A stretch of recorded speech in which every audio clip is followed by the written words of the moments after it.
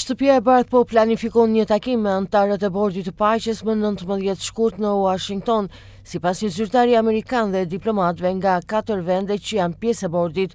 Shtëpia e Bardhë dëshiron ta përdorë takimin për të çuar përpara zbatimin e fazës së dytë të marrëveshjes së armpushimit në Gaza, si dhe për të mbledhur fonde për rindërtim. Do të jetë një takim i parë i Bordit të Paqes dhe një konferencë për mbledhjen e fondeve për rindërtimin e Gazës, tha një zyrtar amerikan. Planet për takimin e nivelit të lartë janë në fazat e hershme dhe mund të ndryshojnë në vijim. Bordi i Paqes, i cili kryesohet nga presidenti amerikan Donald Trump, aktualisht ka 27 antar, mes tyre edhe Shqipërinë dhe Kosovën. Shqipëria ratifikoi aderimin në Bordin e Paqes me 110 vota pro në kuvend. Kryeministri shqiptar Edi Rama mori ftesë nga presidenti amerikan Donald Trump që vendi ynë t'i bashkohet Bordit të Paqes si vend antar themelues. Këshilli i Sigurimit i Kombeve të Bashkuara e mbështeti planin në nëntor, duke i dhënë Bordit legjitimitetin ndërkombëtar.